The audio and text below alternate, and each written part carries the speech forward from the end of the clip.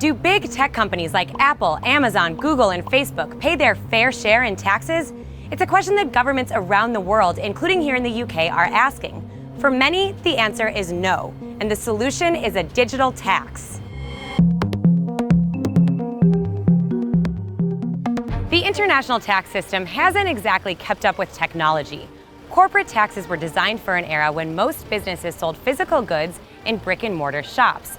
It was easy to track how many products were sold and the tax generated from the sales. Fast forward a few decades, and sales and services have shifted online. Today, the 5 most valuable public companies in the world, Microsoft, Amazon, Apple, Alphabet, and Facebook, are all tech companies. Meanwhile, corporate tax rates around the world have steadily decreased for 20 years. Amazon, for example, paid no federal income taxes in 2018, despite bringing in a profit of more than $10 billion. Those figures have raised some eyebrows among lawmakers. President Donald Trump and Senator Bernie Sanders have criticized Amazon's tax rate, saying the company has an advantage over smaller brick-and-mortar retailers. And they're not alone in their criticism. The chorus in favor of modernizing the tax system for the digital era is growing louder around the world. Groups like the International Monetary Fund, the European Commission, and the Organization for Economic Cooperation and Development have all called for new tax laws to better reflect the fact that many companies do most of their business online. This is where the idea of a digital tax comes in. France made headlines this year when it passed a 3% digital tax on big tech companies like Facebook, Amazon, and Google. Here's how it works.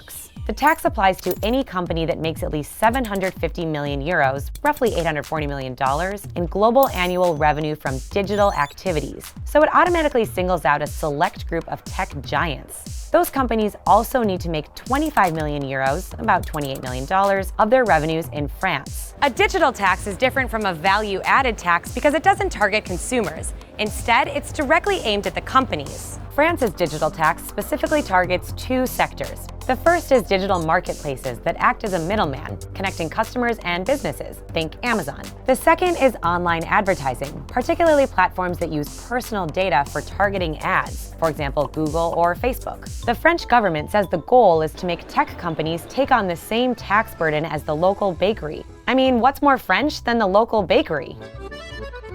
Overall, it hopes the initiative will raise 500 million euros, about $560 million per year. Several countries like the UK, Italy, and Spain are proposing their own version of the French tax. One reason why? Domestically, there's popular support for the idea. A survey of UK businesses last year found more than half of respondents think the government should impose a new tax on the digital economy, whether other countries are on board or not. But more than a third worry this would make doing business in the UK less internationally competitive. Some politicians argue it's not the job of foreign governments to tax American companies.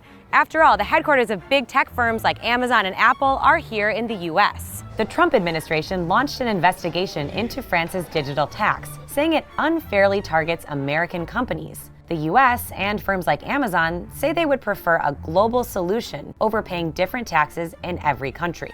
They may have a point.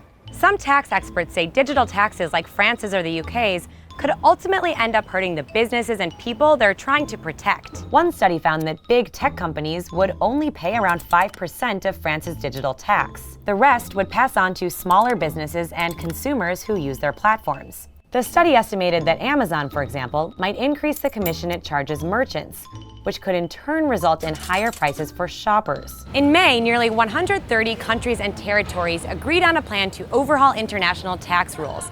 One big goal is establishing a minimum tax rate for multinational companies. The plan is to have a deal in place in 2020. Until then, you can expect more countries to implement digital taxes on their own.